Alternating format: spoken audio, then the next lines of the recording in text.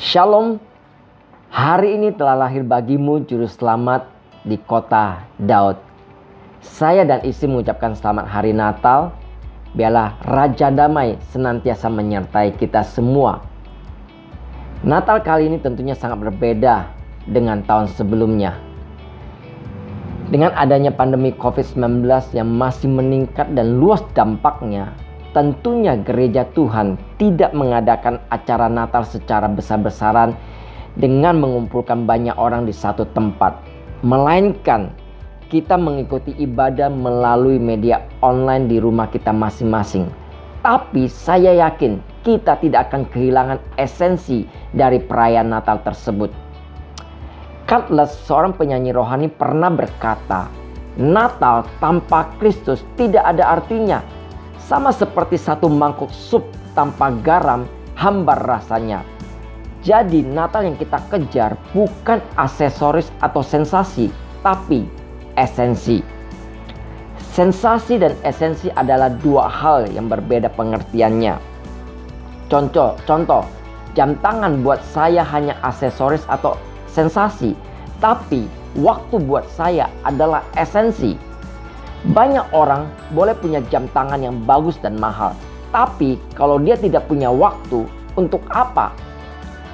Pakaian saya ini hanya sensasi atau aksesoris, tapi yang penting dalam hidup saya ada darah. Itu adalah esensi dalam kehidupan saya. Apa esensi dari Natal? Yang pertama, Natal itu berbicara tentang pengorbanan. Karena kasihnya kepada manusia yang berdosa, Allah rela mengorbankan anaknya yang tunggal, Yesus Kristus, agar manusia terbebas dari dosa.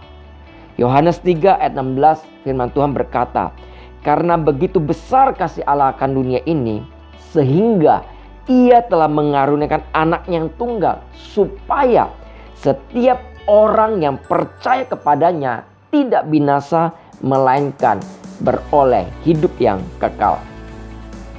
Manusia telah jatuh dalam dosa, seharusnya mati. Namun Allah yang maha pengasih dan penyayang rela mengorbankan anaknya yang tunggal untuk mati menggantikan kita. Allah berkorban dalam peristiwa Natal. Demikian juga dengan orang-orang pada peristiwa Natal. Mereka juga turut berkorban.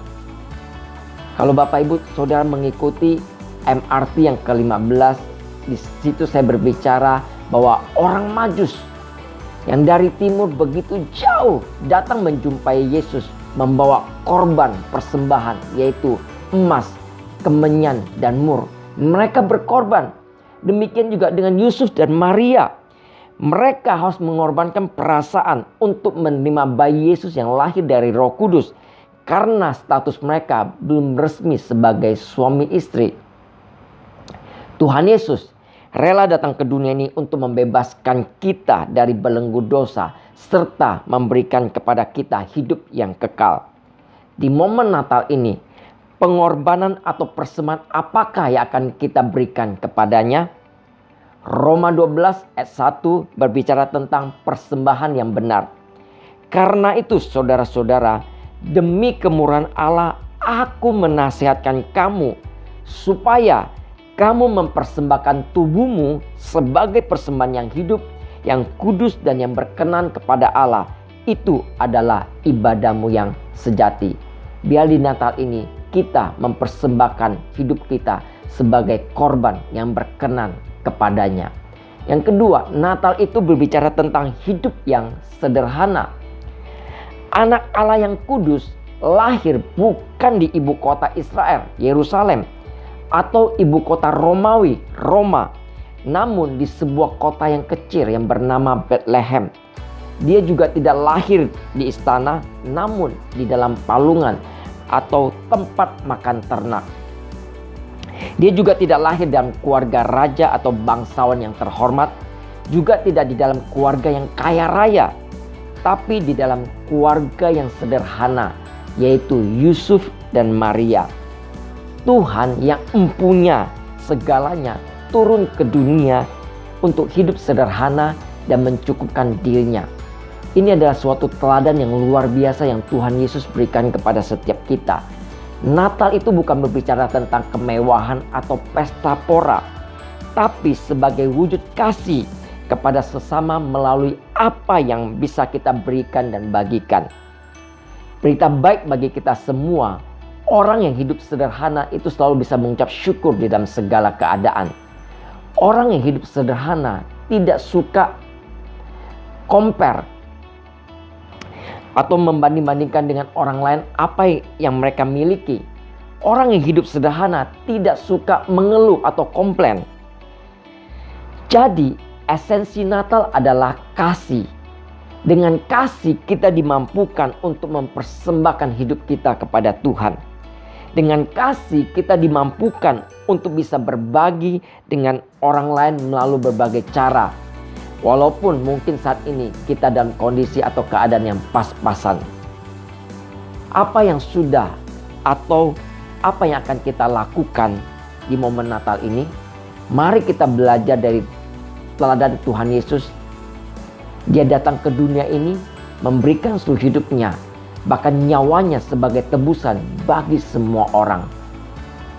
Mari kita bersatu dalam doa.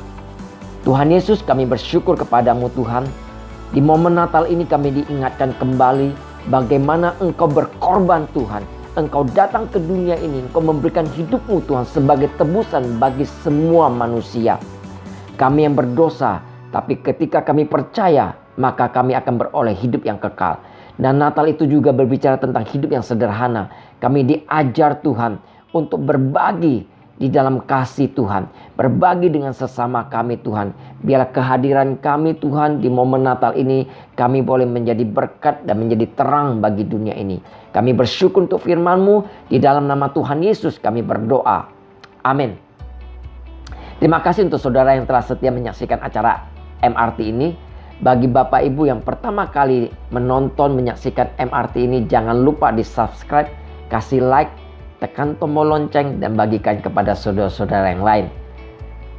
Selamat menyongsong tahun baru 2021 dengan penuh pengharapan. Tuhan Yesus memberkati.